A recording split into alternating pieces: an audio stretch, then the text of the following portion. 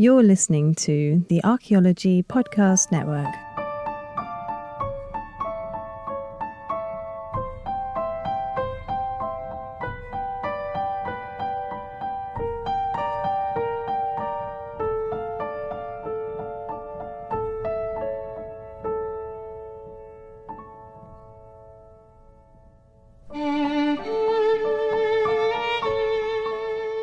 Hey everybody, Chris Webster here. Past Macabre is taking a break, and we happen to have a Egypt-themed show at the Archaeology Show coming out today at the same time Past Macabre comes out.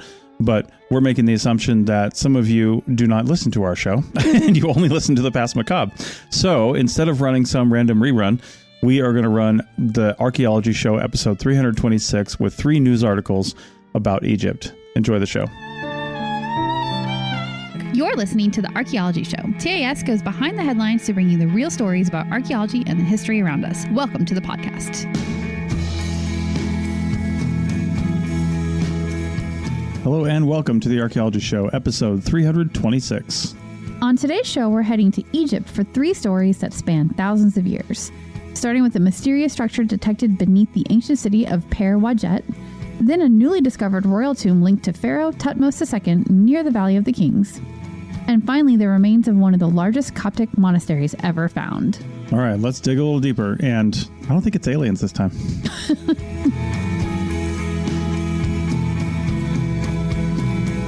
Welcome to the show. Hello. All right, so we've got an all Egypt show today. Yeah. I was looking through articles and found a couple that were Egypt, and I was like, I bet I can find one more. Mm-hmm. Yeah. So. Yeah, there's always amazing things coming out of Egypt, and like not just the pyramids too. It's all over the country. Ancient Egypt was huge and it spanned a huge area. So we've got some stories from different places too, which is great. Yeah, indeed. It's not all just Cairo. Yep.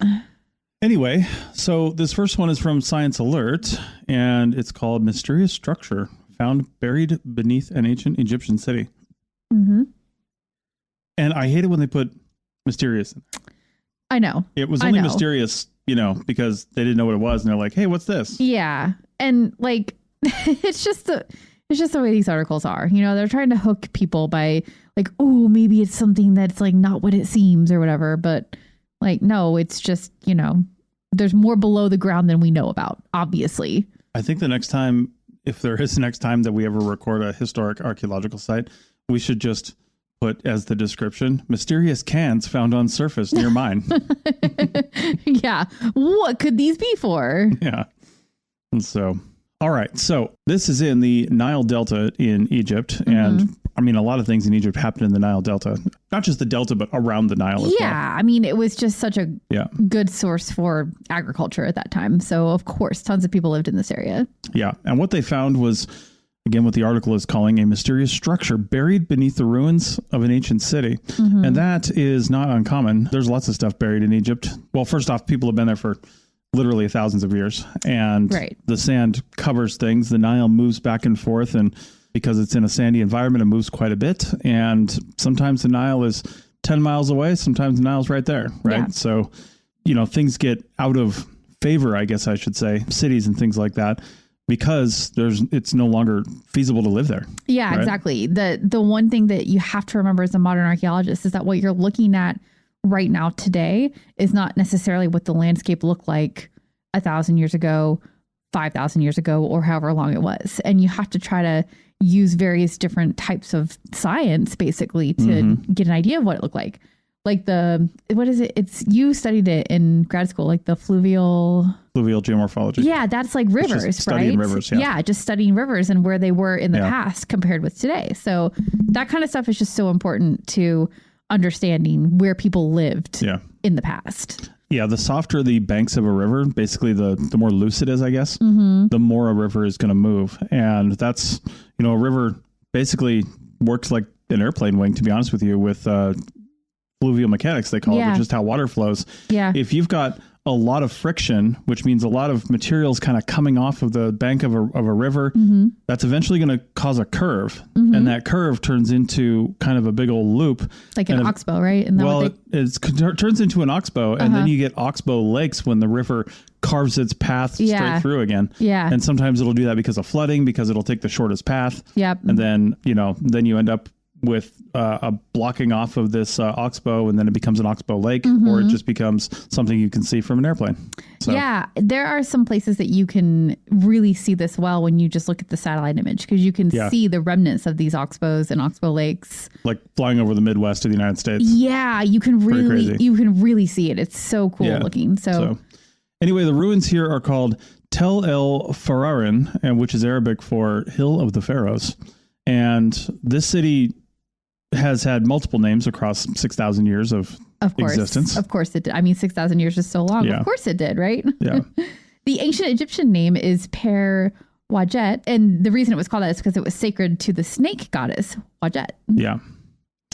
Buto is the name used during ancient Greek occupation of Egypt, beginning around 305 BCE.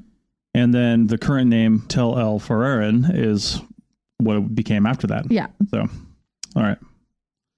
So let's talk about the city as a whole and its sort of history. The city structures were repeatedly built, destroyed, and rebuilt across its long occupation, as one would expect. I mean, many generations have been here and probably been forgotten and then rediscovered, and then, just all kinds of stuff. So, well, and clearly different peoples. Like you've got ancient Egyptians, but then you also have the ancient Greeks who used this area. And then, of course, today there's people that live there. So at least three major groups of people, but probably many more smaller groups over time. Yeah, it finally fell into ruin around 7th century CE. So not really that long ago in the grand scheme of things. No, not too long. I mean, still a couple of thousand years almost. Yeah, but in this time, in this area of the world, when you've got thousands and thousands of years of occupation, like, well, that wasn't that long ago. Yeah, about 1,300 years. Yeah, Yeah. So one of the things that makes the archaeology challenging, well, a few things, is that the site has many layers of material from different occupations. That always makes for a cluttered sort of picture of what you're looking at. Yeah, for sure. Yeah. And another thing that makes this difficult is mud deposits and groundwater. So again, this is in the Nile Delta. There's lots of deposition from flooding. the Nile. There's groundwater that's accessible. We've worked in places where we had to have pumps running pretty much all the time just to excavate. I mean, just think about that stratigraphy, right? Like you've got mud getting deposited by the water moving around on the surface at various times because of flooding or rains or whatever the natural water processes are. But you also have groundwater disturbance, which is seeping up from below. So you've got like natural disturbances from top and bottom having an effect on the stratigraphy of this site. So I'm sure it's just crazy complicated to deconstruct what you're looking at. Yeah, for sure. So because of these reasons, they went to remote sensing techniques in order to sort of see what's going on here. Yeah. Some of the techniques they used were satellite radar and electrical resistivity tomography, or ERT. Yeah, that one is new to me. I hadn't heard of anybody using this. I don't know if you know how it works. I've used it. Oh, you have? Yeah. How have you used it? Well, I mean, adding the tomography is just kind of a mapping thing. But electrical resistivity, we did when I did a shallow geophysics class in grad school. We did. Oh, the graveyard? Yeah, we did the graveyard, but we did all kinds of different techniques. And one of those was electrical resistivity. You can make one of these machines with basically PVC pipe and some detectors, really. Okay. And it doesn't work in certain environments. I can't remember what those were, but I think it was very dry environments it doesn't work in very well. Yeah, so I could be wrong on that. But either way, this is a method that helps detect subsurface features by measuring differences in electrical resistance. Okay, very cool. The team was led by archaeologist Mohammed Adurab of Kafr Sheikh University in Egypt. The scans revealed indications of a mysterious structure beneath the city ruins, raising the question, where exactly is it and what is it? So there isn't a whole lot more in this article, to be honest with you. They have to do more ground truthing, which means digging. But what they can tell is that there is some kind of a buried structure. There's something beneath this, and that's really not that much of a surprise. But the nice thing about this is, and this is more of an archaeotech sort of lesson, is rather than just digging a bunch of holes, which is expensive and time consuming and destructive naturally, you can use these methods to say, well, now we know where to dig. So now they can put together a research proposal, come back and say, this is where we're going to go because we know we found something here. And you got to take a look at the pictures too, because there's some pretty good pictures in the article. Yeah, it sounds like they have actually started to do some of the excavations to confirm what the scans have detected.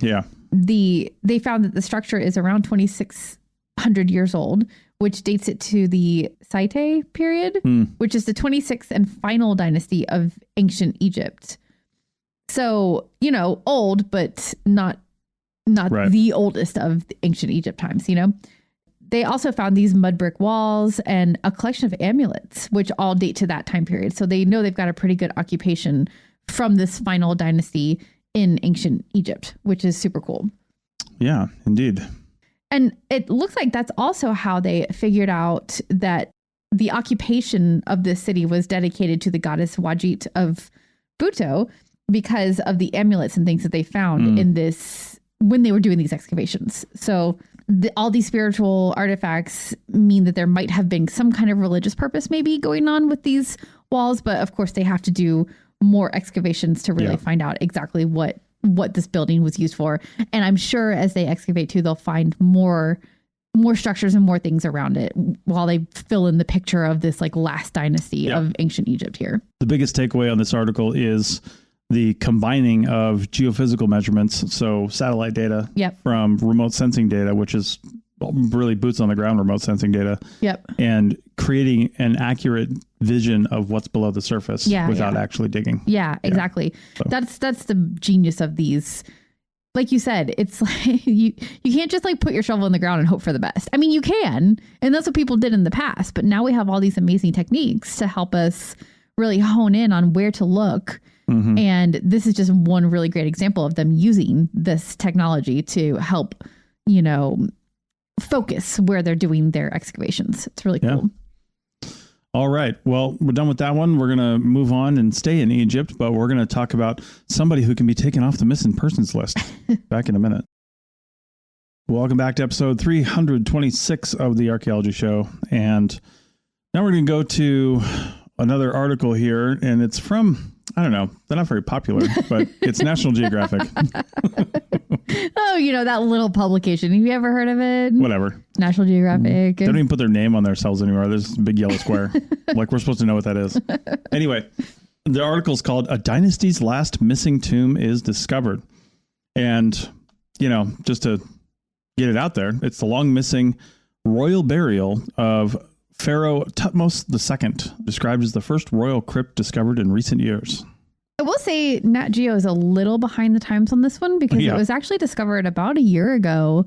And Stephanie from A Past Macabre covered it in depth on her show. And you and I actually briefly covered it in just one of our segments when it was first revealed that they found it too. But I guess what they're doing here is they're just kind of following up on that story, like checking in to see what the researchers have found that can keep adding to the picture. But there's a big difference in just reporting something that was found and waiting until they really have time to research it, study it, put out papers, and then write a decent, well thought out article. Yeah, exactly. Yeah, this is kind of a long article. It's a big one. There's a lot of stuff in it. We're not going to cover all of it, of course, but there's a lot here. They're trying to give broader context to who this pharaoh was and what he meant to this area, I think. Yeah. And they're talking about, again, it's kind of a little bit of a tech article as well. They're talking about the tools they have to analyze the tomb and what's inside of it. So, all right. So where's this thing? It's in the broader Valley of the Kings area, part of the massive necropolis along the Nile. You've probably heard of the Valley of the Kings. If you haven't, look it up. There's literally everybody's buried there. And something I always forget about this is that Valley of the Kings is like way south of Cairo and not near the Great Pyramids at all because it's way down south. Yeah. They didn't want to be buried next to the plebes. I guess not. The necropolis also includes the mortuary temple of Hatshepsut. Hatshepsut.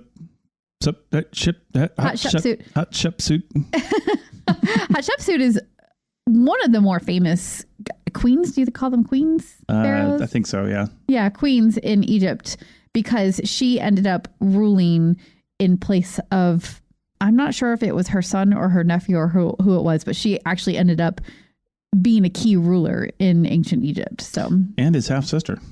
I know. So there's like some Lannister level of.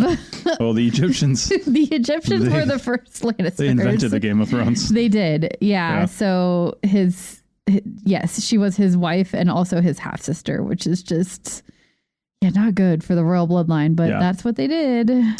Yeah. So this tomb was discovered about a mile west of the Valley of the Kings, within this necropolis still, though. It's huge. This necropolis is gigantic. Yes, it's huge. There's so many tombs there. Yep. When they stepped inside, they saw classic royal markers like inscriptions on the ceiling, traces of a celestial mural painted thousands of years ago, which I thought was really cool. If you read into the article, it literally has like blue paint and stars. Yeah, you can see it. It's almost a little bit like a little kid's bedroom. Yeah. Kind of, but like you can see what they were going for, right? Like this is a dark tomb where they bury somebody super important, and they wanted the ceiling of the tomb to represent the sky outside, the place that they no longer were a part of, but they, created this image of it in the tomb. It's really kind of beautiful when you think of it like that. So this discovery was uncovered by a joint British and Egyptian team, the New Kingdom Research Foundation, and announced early in 2025, as Rachel said, by Egypt's Ministry of Tourism and Antiquities. And this, I mean, obviously it's super important to find a tomb. So intact is not quite the right word, and we'll get into that in a minute, but untouched, I guess you could say. Well, I don't know about that either. Yeah. I mean, again, it went through some stuff, but they're saying that this find could change the modern understanding of ancient Egypt at this critical time in the 15th century BCE. Yeah. This also highlights how Egyptology has changed since the early days of the 19th and 20th centuries, implying a shift toward more scientific or tech-enabled approaches versus early eras, just because of the methodologies that they used. Yeah. And so there's a lot of reasons why they were able to pinpoint this tomb as belonging to Thutmose II. And I mean, basically it comes down to inscriptions and the iconography. All those things either had his name on them or they were symbols or things that represented him on both the artifacts and also the murals. So there's a lot of things pointing towards this tomb being for him. So that's how they can say that. There's the remains of an alabaster vessel. Yeah.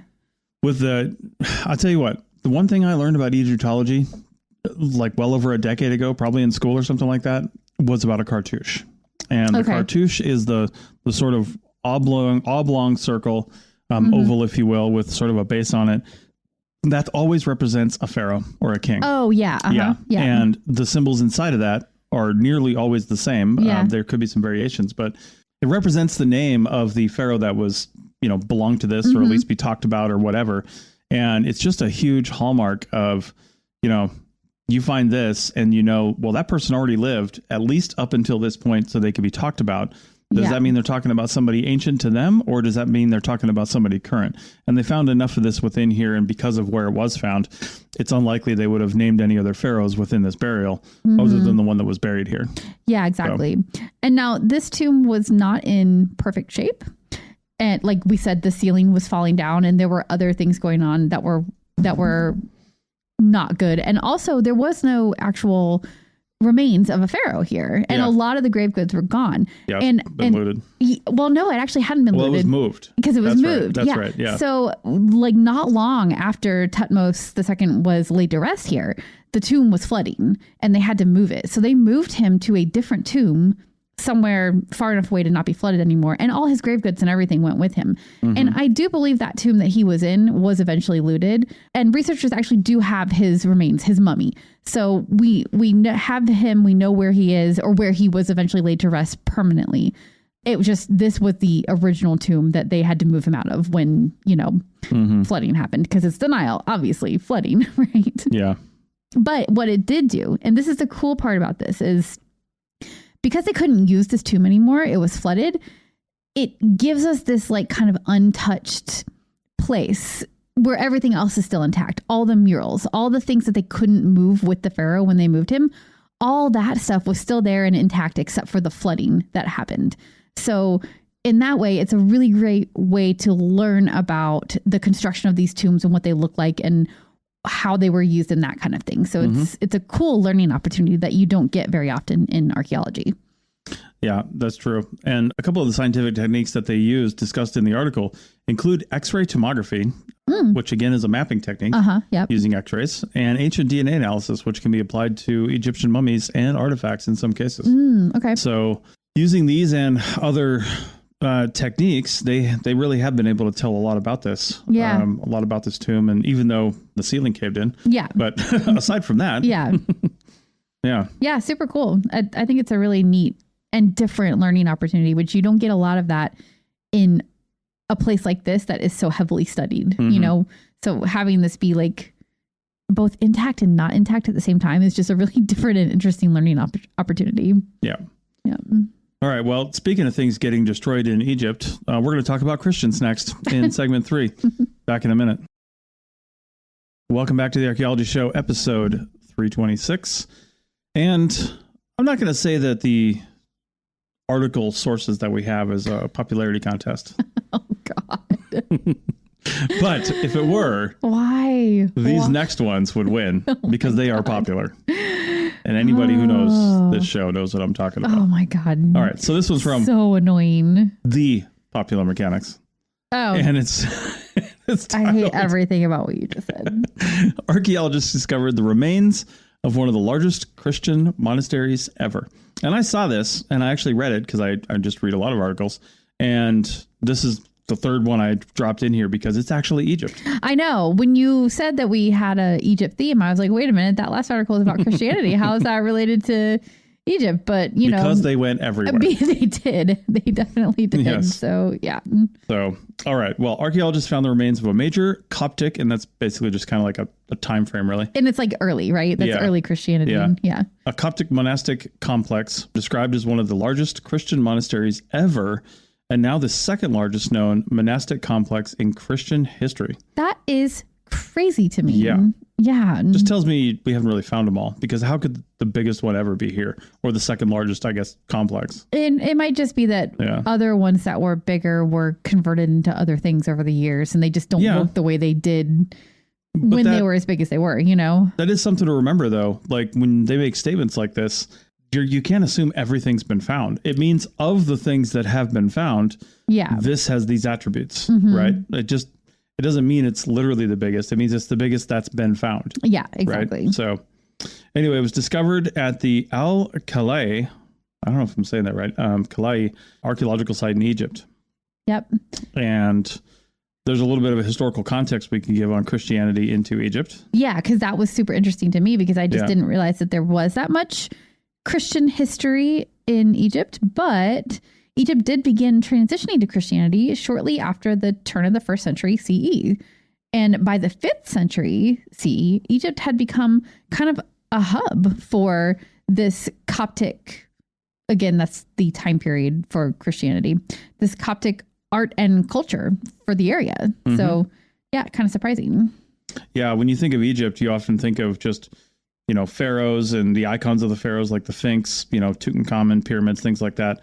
But this discovery highlights what came after the last pharaonic dynasties. And it's basically, a new era of changing religious beliefs away from the gods that they had in Egypt. And I imagine that this was influenced by people coming from Europe to Egypt, right? Bringing it with them, I would imagine, since that's kind of where Christianity grew out of. Yeah. And then it's before the rise of Islam, too, because we don't really have or is there, I wonder if there's a simultaneous Muslim presence here at the same time, or I don't know. Yeah, I don't know either. It's interesting. This time period, this transition time in Egypt is very interesting. Mm-hmm. Yeah. So a generation of monks once lived at the monastic complex. Mm-hmm. By the 5th century, it wasn't just a religious site. It was also a cultural hub of Coptic art and culture, as we mentioned. So it was around for hundreds of years, the site was, or at least lived in. Yeah. And what they found is both artifacts and architecture, and some of the architectural remains included columns plus the foundations for those columns. And the columns were part of a receiving hall for guests, which, would suggest that there was people maybe taking pilgrimages there, visitors coming for some reason. Mm-hmm. So, that's a pretty well-established structure to have that kind of a remains left. Yeah, they also found pottery vessels and fragments, including a limestone cross and a number of other vessel fragments and things like that. Yeah, for pretty sure. Cool. Yeah. So in addition to that material culture, they also have some really great examples of Coptic art, and that includes walls that are covered in murals of monks. And then those images are framed by like intricate braided patterns that are in red, black, and white shades. Of course, those have faded over time. But so you have that. And then also there's like natural world images too. There's gazelles that are surrounded by foliage, flowers, and all kinds of other things. Yeah. So it's interesting to see this Coptic art also represented at the site. Yeah, an interesting thing the article mentions too, it says, I'm just going to read a passage here. Another mission from the council previously came upon an older architectural complex from the period when Egypt segued from paganism to Christianity. Mm-hmm. And I'm like, what do we call it, paganism? Well, paganism is... Paganism often refers to just like a worship of the natural land and things like that. And I wouldn't call having a sun god and things like that paganism necessarily. You know, it was the Egyptian gods. I mean... Yeah, but there's also that like sort of Greek Roman time period where like like ancient Egypt had sort of, it just not, I don't want to say collapsed, but it was just not what it was anymore. And then we had the Greek and Roman influence. And so you probably had sort of a mixture of all kinds of different religious observations going on in that time period. Mm-hmm. And then Christianity came in to fill in a void up until a certain point. And then now, of course, we know today that it's a predominantly Muslim country. So, you know, it transitioned through to that probably later in the, I'm guessing the 8, 9, 10, somewhere in that time period. So, yeah. Indeed. Yeah. All right. Well, they're going to find a lot more about this, and I'm sure we'll hear more about it in the future. Mm-hmm. But it's still pretty interesting seeing the transition period like this. Yeah. And really, I just can't believe it was just after the 1st century CE. Mm-hmm. I mean, there were people alive that were probably alive, you know, if he existed when Jesus was alive, right? Mm-hmm. If they were old enough. And yet still, these kinds of things being established in Egypt not long after.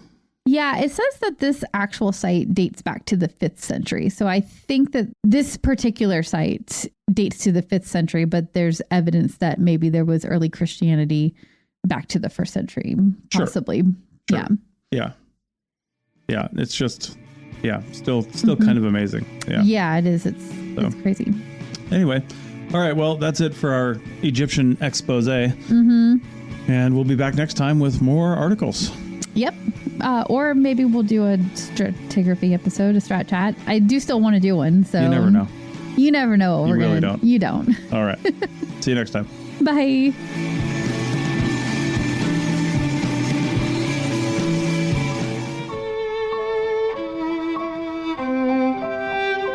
Thanks for listening. Be sure to subscribe to keep up with new releases. Please leave a rating and a comment. That helps the show reach others who may be interested in the past macabre.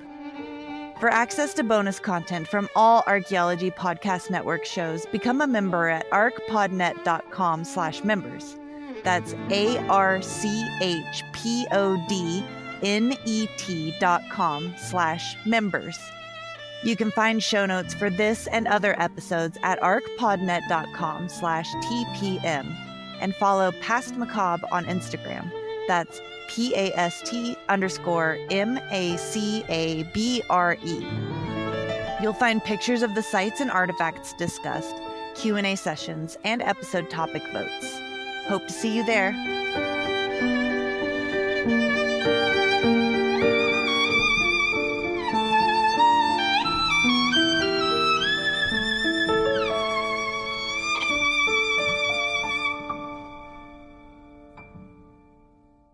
The Archaeology Podcast Network is 10 years old this year.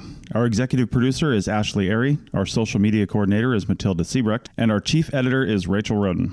The Archaeology Podcast Network was co-founded by Chris Webster and Tristan Boyle in 2014 and is part of Cultural Media and DigTech LLC. This has been a presentation of the Archaeology Podcast Network. Visit us on the web for show notes and other podcasts at www.archpodnet.com. Contact us at chris@archaeologypodcastnetwork.com.